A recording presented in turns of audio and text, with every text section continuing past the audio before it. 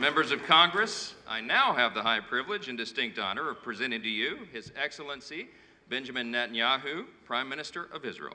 Thank you.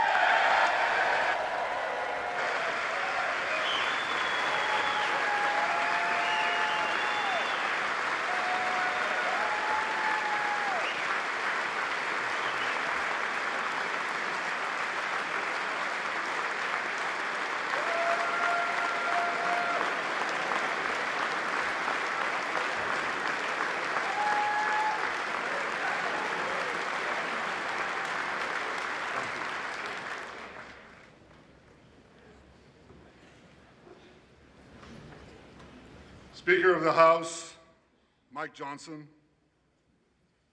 Senator Ben Cardin, Minority Leader Hakeem Jeffries, Senate Majority Leader Chuck Schumer, Senate Minority Leader Mitch McConnell, Senators, members of Congress, distinguished guests.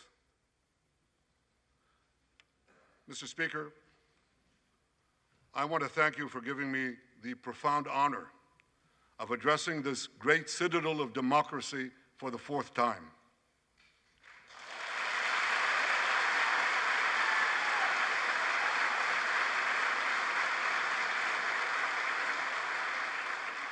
We meet today at a crossroads of history.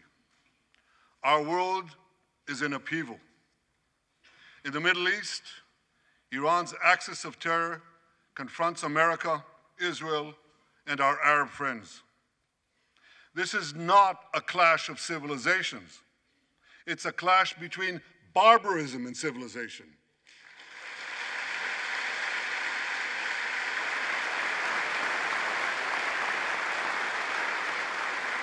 It's a clash between those who glorify death and those who sanctify life.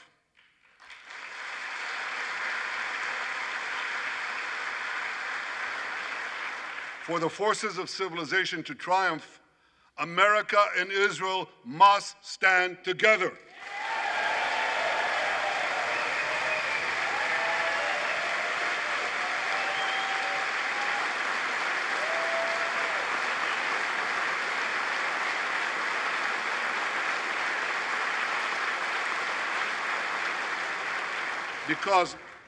Because when we stand together, something very simple happens. We win, they lose.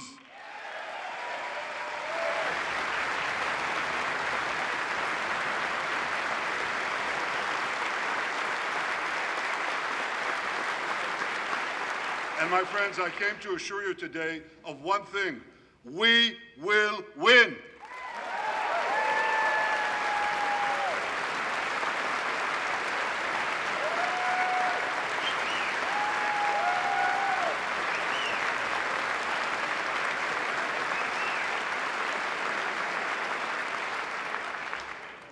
Ladies and gentlemen, like December 7th, 1941, and September 11th, 2001, October 7th is a day that will forever live in infamy. It was the Jewish holiday of Simchat Torah. It began as a perfect day, not a cloud in the sky.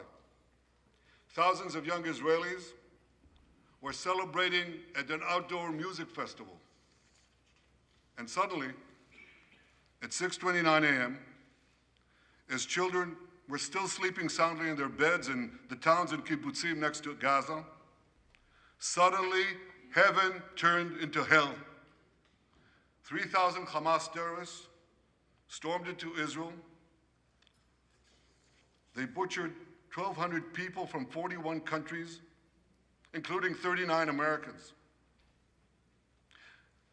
Proportionately, compared to our population size, that's like 20 9/11s in one day.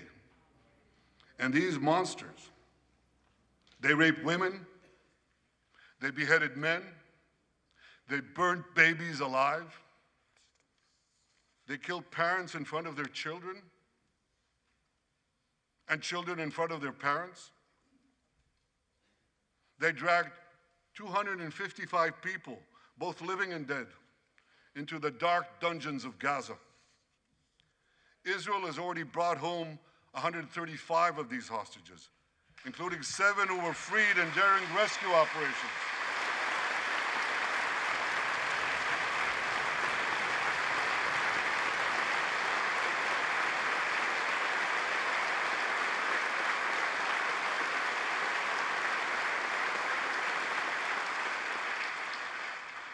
One of those freed hostages, Noor Gamani, is here in the gallery, sitting near my wife, Sarah. On the morning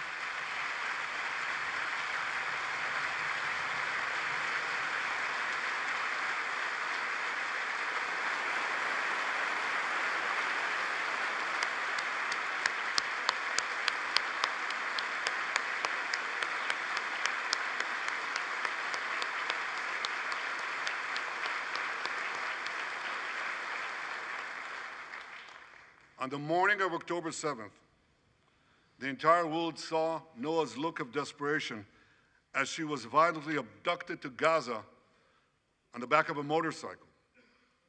I met Noah's mother, Leora, a few months ago. She was dying of cancer. She said to me, "Prime Minister, I have one final wish. I wish to hug my daughter Noah one last time before I die." 2 months ago, I authorized a breathtaking commando rescue operation.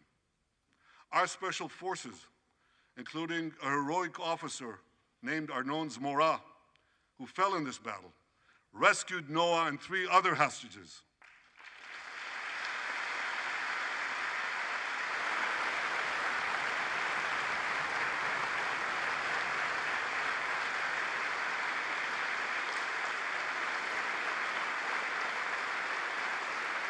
Noah, I think it's one of the most moving things. When Noah was reunited with her mother, Leora, and her mother's last wish came true. Noah, we're so thrilled to have you with us today. Thank you.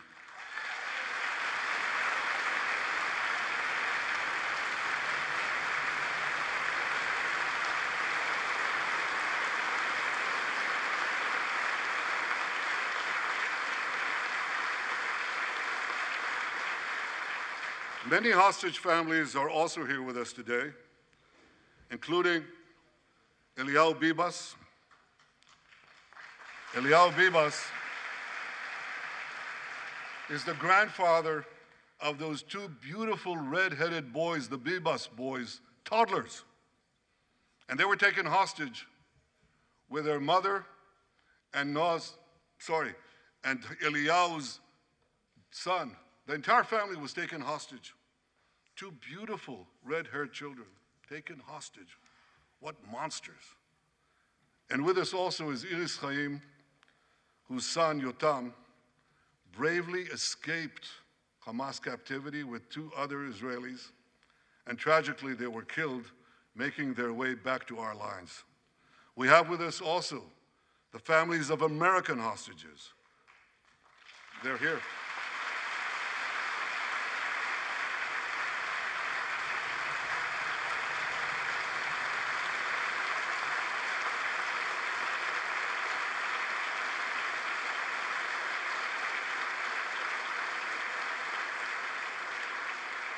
The pain these families have endured is beyond words. I met with them again yesterday, and I promised them this: I will not rest until all their loved ones are home, all of them.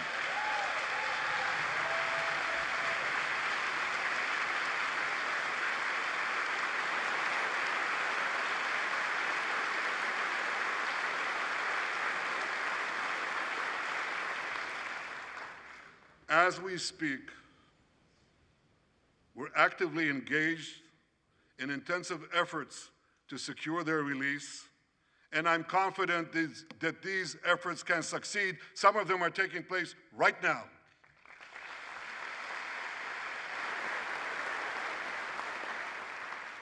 I want to thank President Biden for his tireless efforts on behalf of the hostages and for his efforts to the hostage families as well.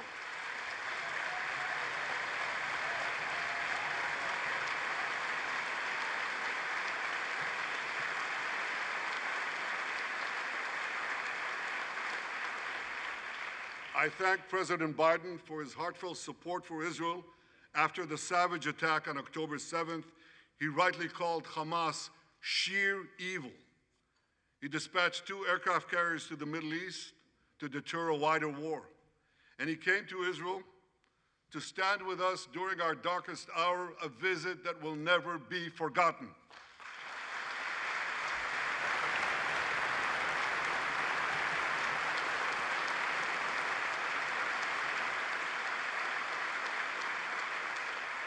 President Biden and I have known each other for over 40 years. I want to thank him for half a century of friendship to Israel and for being, as he says, a proud Zionist. Actually, he says a proud Irish-American Zionist.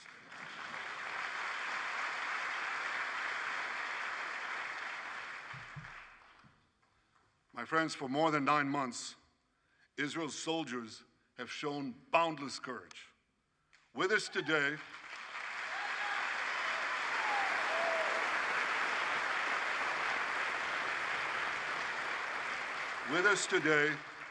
is Lieutenant Avichai Reuven.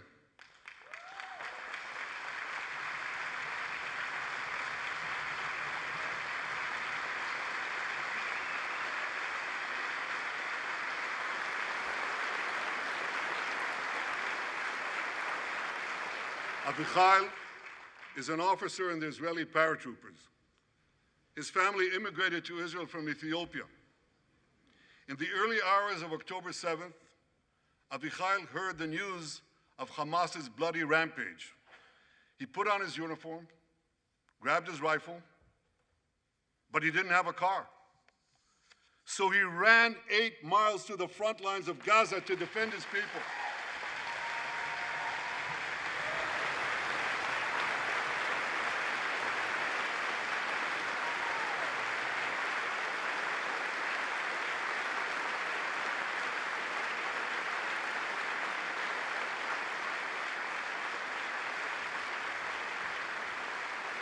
You heard that right. He ran 8 miles, came to the front lines, killed many terrorists, and saved many, many lives. Avichai, we all honor your remarkable heroism. Another Israeli is with us here today, and he's stand up right next to Avichai. This is Master Sergeant Ashraf al-Bakhiri.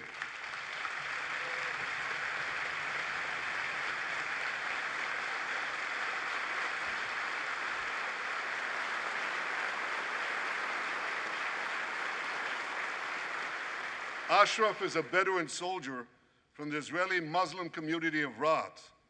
On October 7th, Ashraf too killed many terrorists. First, he defended his comrades in the military base, and he then rushed to defend the neighboring communities, including the devastated community of Kibbutz Be'eri.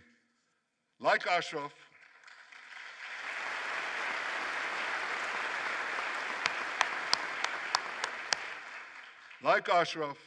the Muslim soldiers of the IDF fought alongside their Jewish, Druze, Christian, and other comrades in arms with tremendous bravery.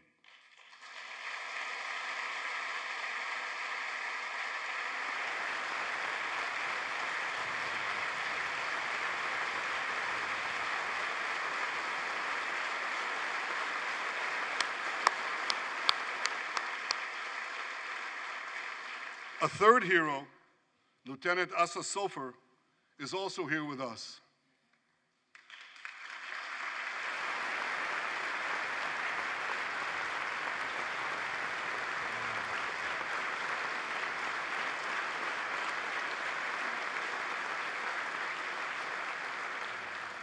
Asa fought as an officer in the Tank Corps, and he was wounded in battle.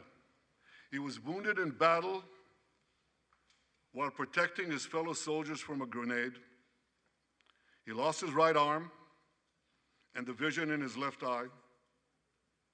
He's recovering, and incredibly, within a short time, Asa will soon return to active duty as a commander of a tank company.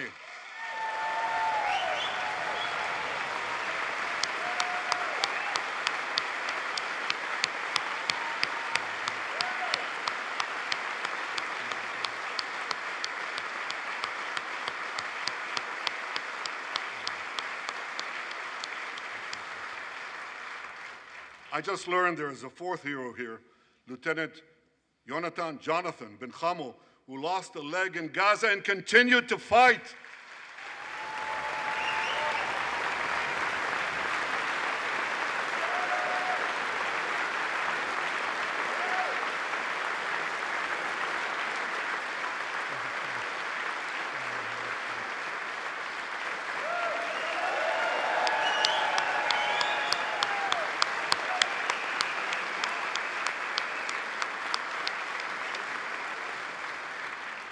My friends, these are the soldiers of Israel, unbowed, undaunted, unafraid.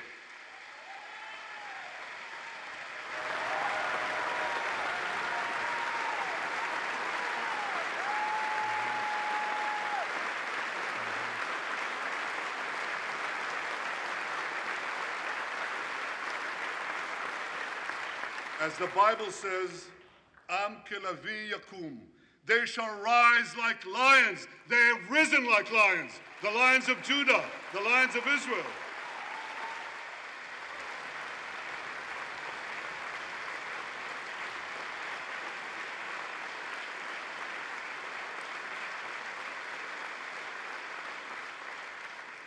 Ladies and gentlemen,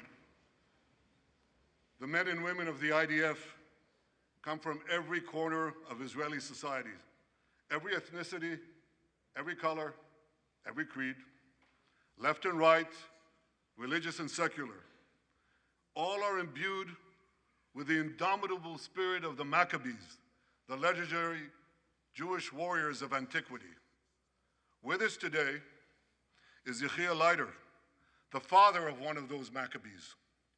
Yechiel's father escaped the Holocaust and found refuge in America. As a young man, Yechiel moved to Israel and raised a family of 8 children. He named his eldest son, Moshe, after his late father. Moshe became an exemplary officer in one of our elite commando units. He served with distinction for 2 decades while raising 6 beautiful children of his own. On October 7th, Moshe volunteered to return to combat. 4 weeks later, he was killed when a booby-trapped mine exploded in a tunnel shaft right next to a mosque. At his son's funeral, Yechiel said this: "If the state of Israel had not been established after the Holocaust, the image engraved in our collective memory would have been the photograph of that helpless Jewish boy in the Warsaw Ghetto holding his hands up in the air with Nazi rifles pointed at him. But because of the birth of Israel," Yechiel continued, "because of the courage of soldiers like my son Moshe, the Jewish people are no longer helpless in the face of our enemies."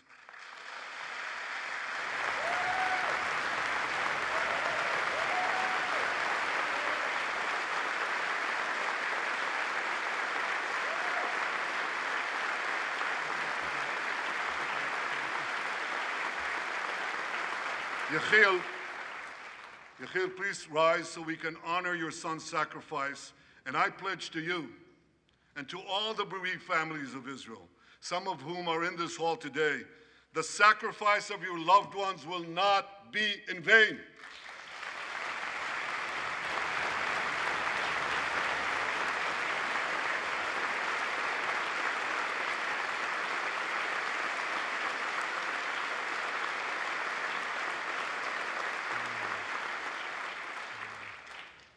It will not be in vain because for Israel, Never again must never be an empty promise. It must always remain a sacred vow. And after October 7th, never again is now.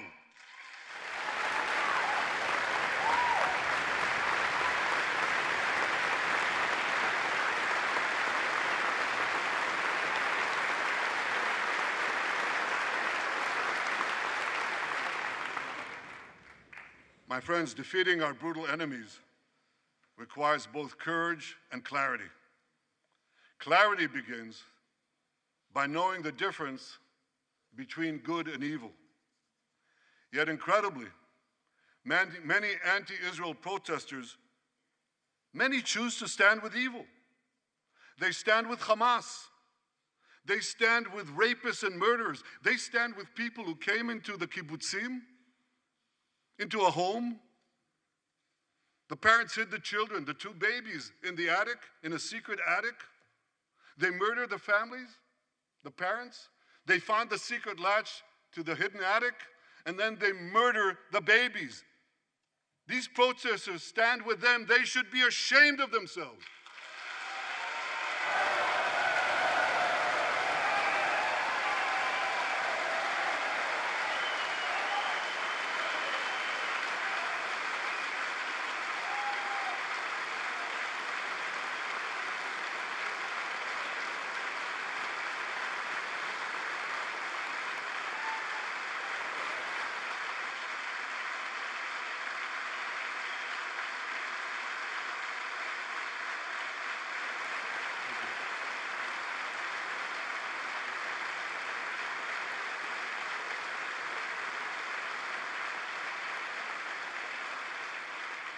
They refuse to make the simple distinction between those who target terrorists and those who target civilians, between the democratic state of Israel and the terrorist thugs of Hamas. We recently learned from the National Security Director, U.S. Director of National Intelligence, that Iran is funding and promoting anti-Israel protests in America. They want to disrupt America. So these protesters burn American flags even on the 4th of July.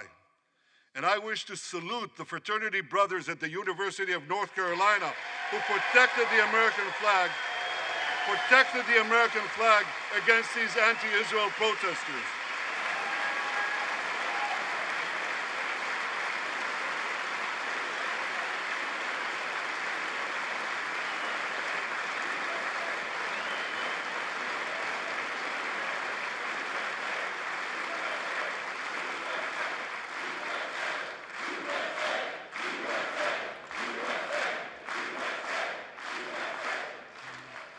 For all we know, Iran is funding the anti-Israel protests that are going on right now outside this building.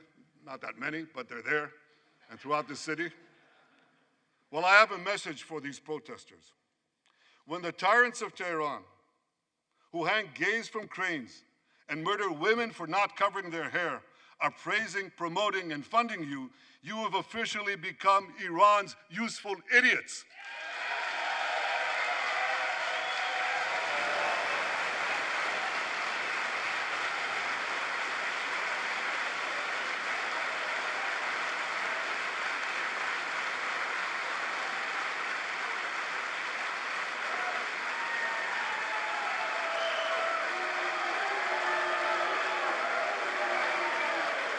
Some of these protesters, it's amazing, absolutely amazing. Some of these protesters hold up signs proclaiming gays for Gaza.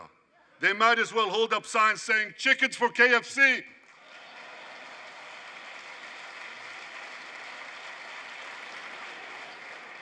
These protesters chant from the river to the sea, but many don't have a clue what river and what sea they're talking about. They not only get an F in geography, they get an F in history. They call Israel a colonialist state. Don't they know that the land of Israel is where Abraham, Isaac, and Jacob prayed, where Isaiah and Jeremiah preached, and where David and Solomon ruled?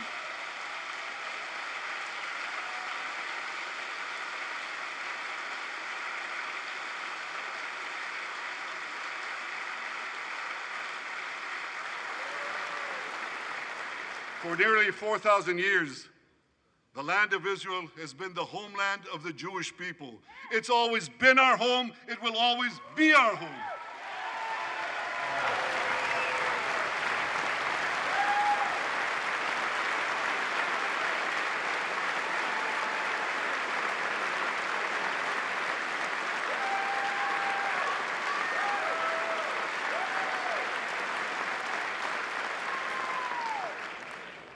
It's not only the campus protesters who get it wrong.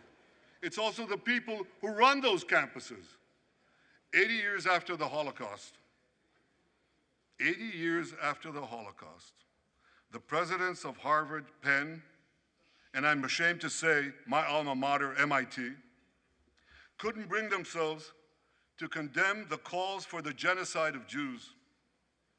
You remember what they said? They said, it depends on the context. Well, let me give these befuddled academics a little context.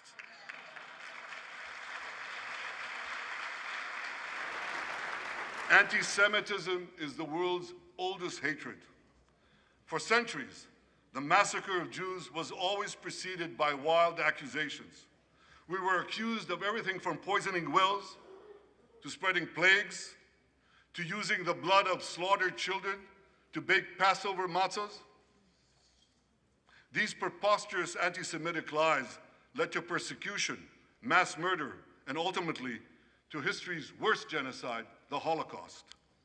Now, just as malicious lies were leveled for centuries at the Jewish people, malicious lies are now being leveled at the Jewish state. No, don't applaud. Listen. The outrageous slanders that paint Israel as racist and genocidal are meant to delegitimize Israel, to demonize the Jewish state, and to demonize Jews everywhere. And no wonder we've witnessed an appalling rise of anti-Semitism in America and around the world. My friends, whenever and wherever we see the scourge of anti-Semitism, we must unequivocally condemn it and resolutely fight it, without exception.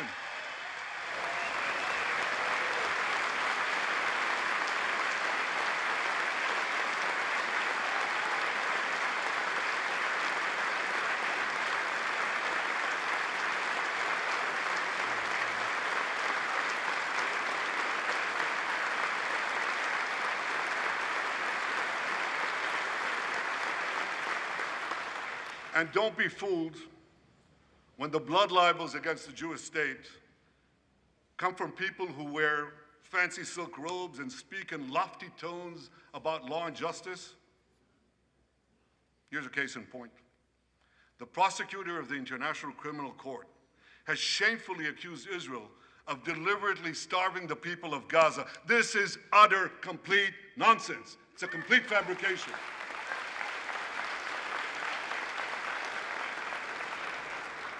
Israel has enabled more than 40,000 aid trucks to enter Gaza. That's 500,000 tons of food, and that's more than 3,000 calories for every man, woman, and child in Gaza. If there are Palestinians in Gaza who aren't getting enough food, it's not because Israel is blocking it, it's because Hamas is stealing it.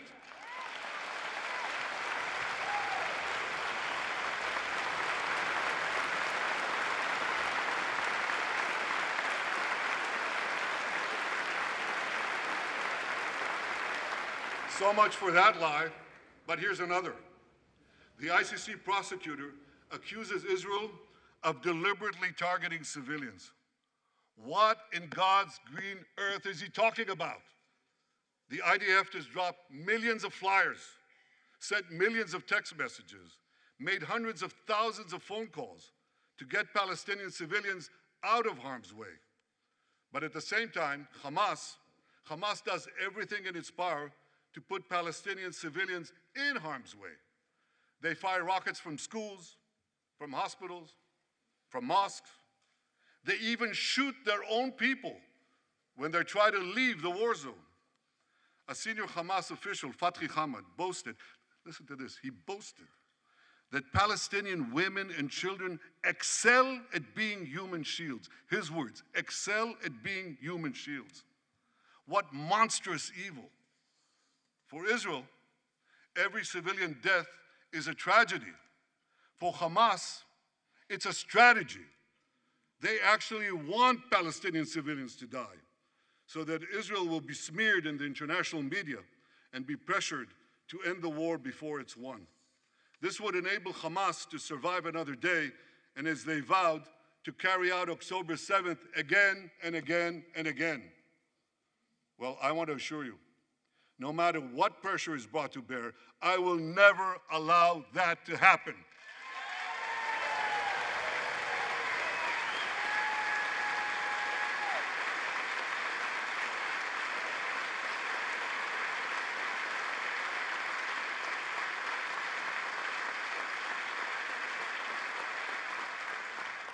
The vast majority of Americans have not fallen for this Hamas propaganda.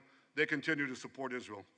And I want to say thank you, America, and thank you, senators and House members who continue to support us, continue to support Israel, continue to support the truth and see through the lies. But as for the minority that may have fallen for Hamas's con's job, I suggest you listen to Colonel John Spencer. John Spencer is head of urban warfare studies at West Point. He studied every major urban conflict. I was going to say in modern history. He corrected me, no, in history. Israel, he said, has implemented more precautions to prevent civilian harm than any military in history and beyond what international law requires.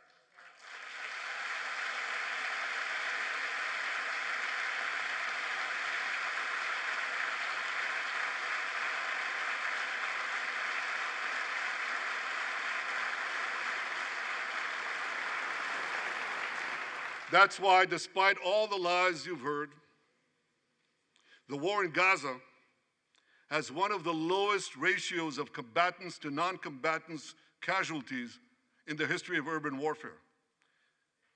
And you want to know where it's lowest in Gaza? It's lowest in Rafah. In Rafah. Remember what so many people said? If Israel goes into Rafah, there will be thousands, maybe even tens of thousands of civilians killed. Well, last week, I went into Rafah. I visited our troops as they finished fighting Hamas's remaining terrorist battalions. I asked the commander there, how many terrorists did you take out in Rafah? He gave me an exact number, 1,203. I asked him, how many civilians were killed? He said, Prime Minister, practically none, with the exception of a single incident where shrapnel from a bomb hit a Hamas weapons depot and unintentionally killed 24 people. The answer is practically none. You want to know why? Because Israel got the civilians out of harm's way, something people said we could never do, but we did it.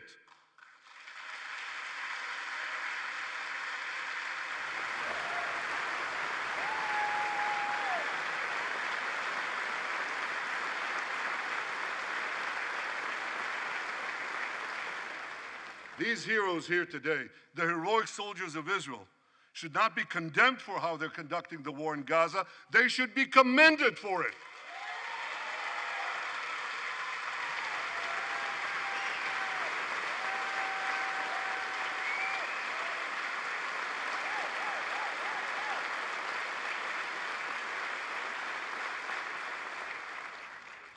I want to thank all of you here today who forcefully opposed the false accusations of the ICC and stood up for the truth.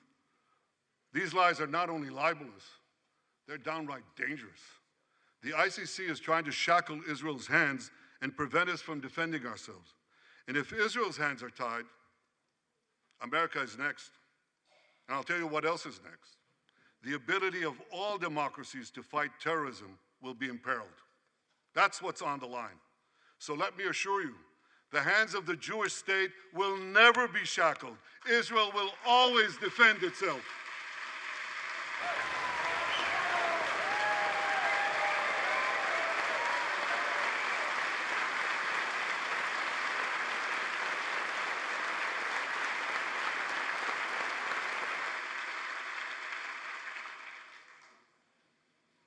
My friends, in the Middle East, Iran is virtually behind all the terrorism, all the turmoil, all the chaos, all the killing. And that should come as no surprise. When he founded the Islamic Republic, Ayatollah Khomeini pledged, "We will export our revolution to the entire world." We will export the Islamic revolution to the entire world. Now ask yourself, which country ultimately stands in the way of Iran's maniacal plans to impose radical Islam on the world? And the answer is clear. It's America, the guardian of Western civilization and the world's greatest power.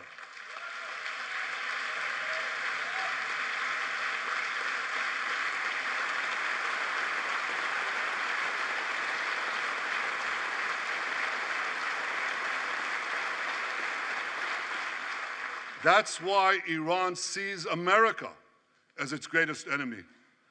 Last month, we heard a revealing comment, ostensibly about the war in Gaza, but about something else. It came from the foreign minister of Iran's proxy, Hezbollah, and he said this: "This is not a war with Israel. Israel," he said, "is merely a tool. The main war, the real war, is with America." Iran's regime has been fighting America from the moment it came to power. In 1979, it stormed the American embassy. It held scores of Americans hostage for 444 days. Since then, Iran's terrorist proxies have targeted America in the Middle East and beyond. In Beirut, they killed 241 US servicemen. In Africa, they bombed American embassies. In Iraq, they supplied explosives to maim and kill thousands of American soldiers. In America, they actually sent death squads. They sent death squads here to murder a former Secretary of State and a former National Security Advisor. And as we recently learned, they even brazenly threatened to assassinate President Trump. But Iran understands that to truly challenge America, it must first conquer the Middle East. And for this, it uses its many proxies, including the Houthis, Hezbollah, and Hamas. Yet in the heart of the Middle East, standing in Iran's way, is one proud pro-American democracy, my country, the State of Israel.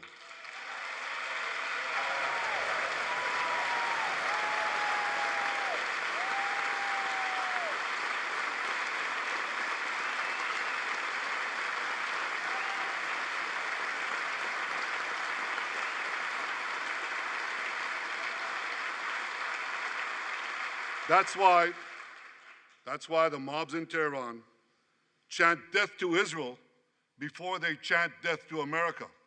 For Iran, Israel is first, America is next. So when Israel fights Hamas, we're fighting Iran. When we fight Hezbollah, we're fighting Iran. When we fight the Houthis, we're fighting Iran. And when we fight Iran, we're fighting the most radical and murderous enemy of the United States of America. And one more thing. When Israel acts to prevent Iran from developing nuclear weapons that could destroy Israel and threaten every American city, every city that you come from, we're not only protecting ourselves, we're protecting you.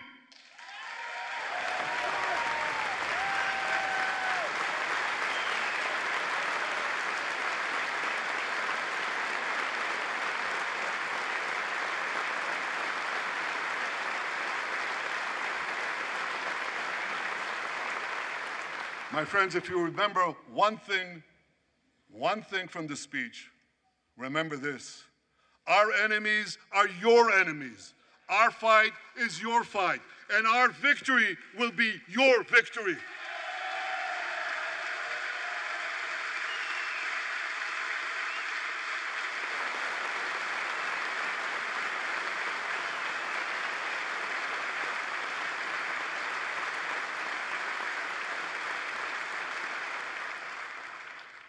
Ladies and gentlemen, that victory is in sight. Israel's defeat of Hamas will be a powerful blow to Iran's axis of terror.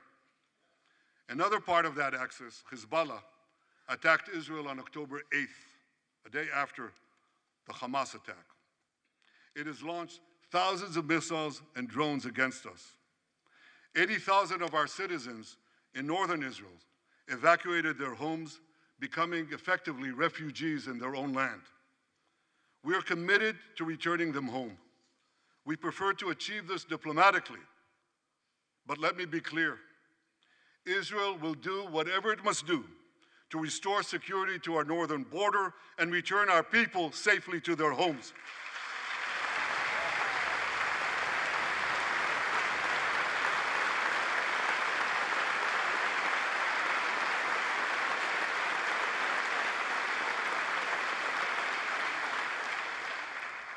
Last Friday, a third Iranian proxy, the Houthis, attacked Tel Aviv with a deadly drone.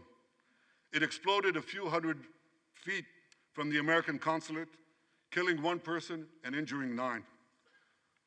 On Saturday, I authorized a swift response to that attack. All our enemies should know this. Those who attack Israel will pay a very heavy price. And as we defend ourselves,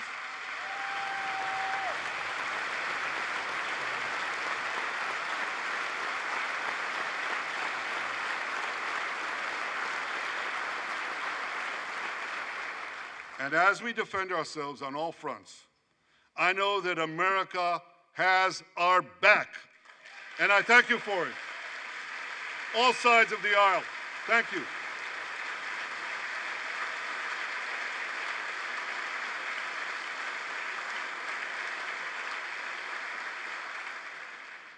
My friends, for decades, America has provided Israel with generous military assistance, and a grateful Israel has provided America with critical intelligence that saved many lives.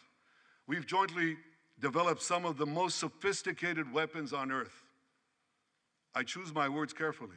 We've jointly developed some of the most sophisticated weapons on earth that help protect both our countries. And we also help keep Americans' boots off the ground while protecting our shared interests in the Middle East.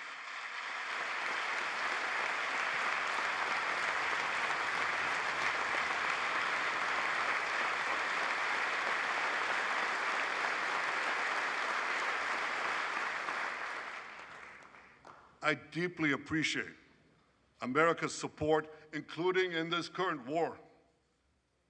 But this is an exceptional moment. Fast-tracking U.S. military aid can dramatically expedite an end to the war in Gaza and help prevent a broader war in the Middle East. In World War II, as Britain fought on the front lines of civilization, Winston Churchill appealed to Americans with these famous words: "Give us the tools and we'll finish the job." Today, as Israel fights on the front line of civilization, I too appeal to America. Give us the tools faster and we'll finish the job faster.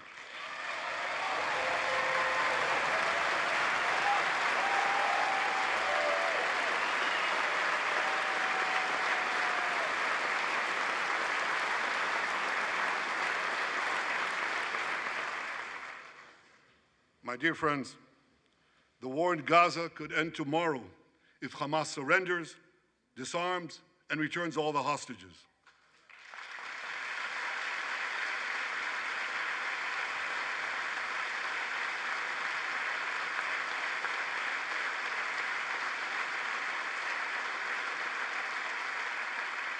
But if they don't, Israel will fight until we destroy Hamas's military capabilities, end its rule in Gaza, and bring all our hostages home.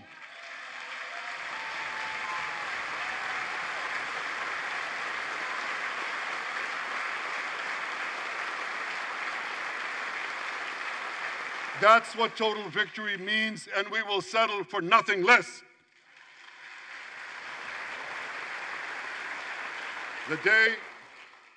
The day after we defeat Hamas, a new Gaza can emerge.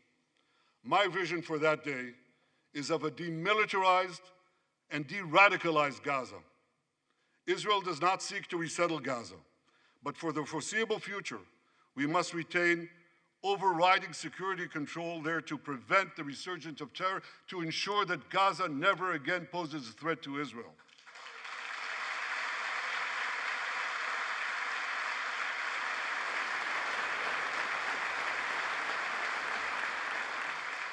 Gaza should have a civilian administration run by Palestinians who do not seek to destroy Israel. That's not too much to ask.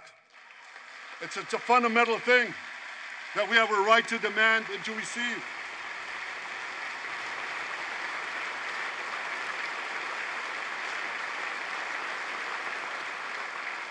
A new generation of Palestinians must no longer be taught to hate Jews, but rather to live in peace with us.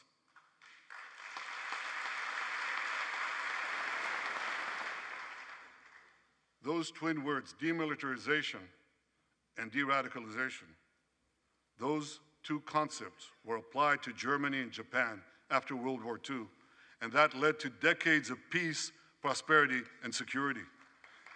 Following our victory, with the help of regional partners, the demilitarization and de-radicalization of Gaza can also lead to a future of security, prosperity, and peace. That's my vision for Gaza.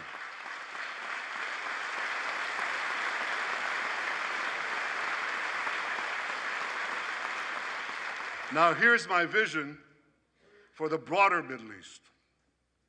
It's also shaped in part by what we saw in the aftermath of World War II. After that war, America forged a security alliance in Europe to counter the growing Soviet threat. Likewise, America and Israel today can forge a security alliance in the Middle East to counter the growing Iranian threat. All countries that are at peace with Israel and all those countries who will make peace with Israel should be invited to join this alliance. We saw a glimpse of that potential alliance on April 14th. Led by the United States, more than half a dozen nations worked alongside Israel to help neutralize hundreds of missiles and drones launched by Iran against us. Thank you, President Biden, for bringing that coalition together.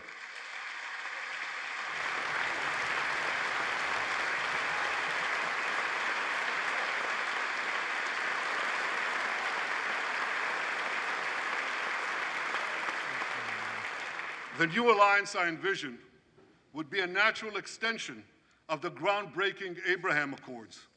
Those accords saw peace forged between Israel and 4 Arab countries, and they were supported by Republicans and Democrats alike. We could call, I have a name for this new alliance. I think we should call it the Abraham Alliance.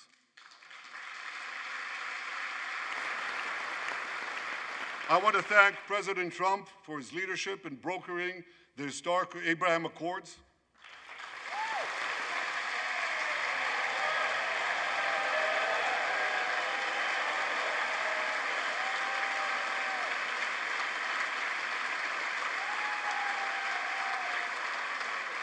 Like Americans, Israelis were relieved that President Trump emerged safe and sound from that dastardly attack on him, dastardly attack on American democracy. There is no room for political violence in democracies.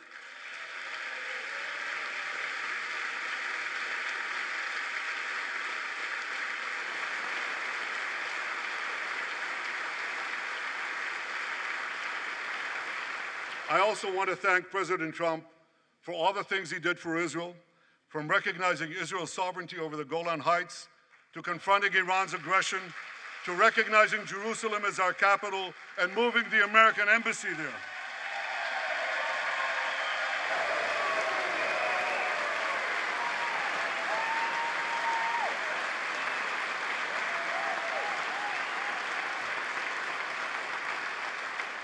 That's Jerusalem, our eternal capital, never to be divided again.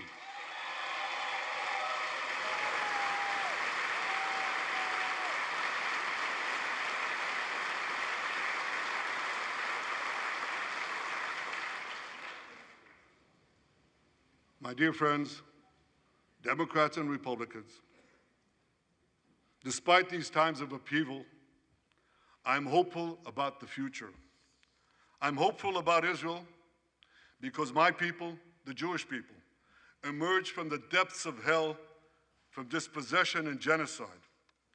And against all odds, we restored our sovereignty in our ancient homeland. We built a powerful and vibrant democracy, a democracy that pushes the boundaries of innovation for the betterment of all humanity.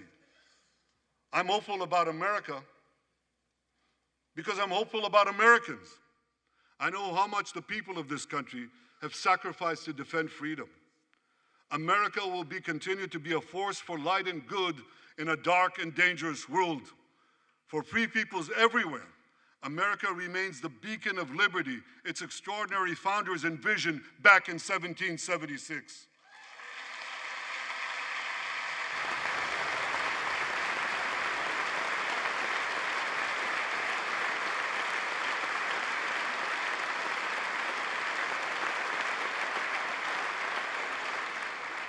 Working together, I'm confident that our two nations will vanquish the tyrants and terrorists who threaten us both. As Israel's Prime Minister, I promise you this: no matter how long it takes, no matter how difficult the road ahead, Israel will not relent, Israel will not bend. We will defend our land, we will defend our people, we will fight until we achieve victory. Victory over liberty, rather victory of liberty over tyranny, victory of life over death, victory of good over evil. That's our solemn commitment.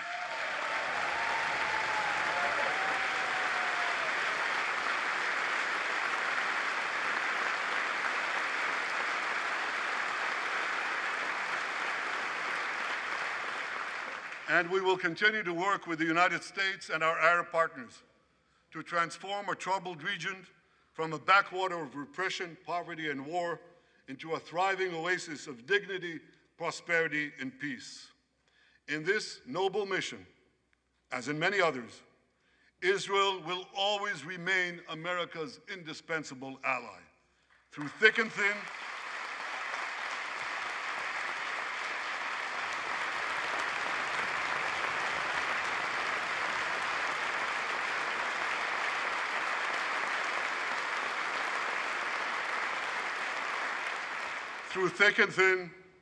in good times and in bad, Israel will always be your loyal friend and your steadfast partner.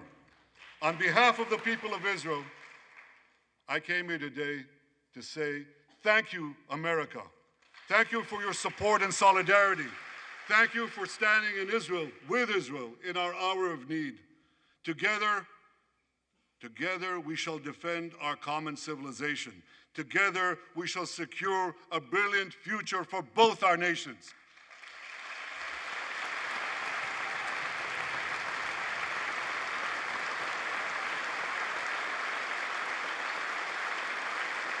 May God bless Israel, may God bless America, and may God bless the great alliance between Israel and America forever.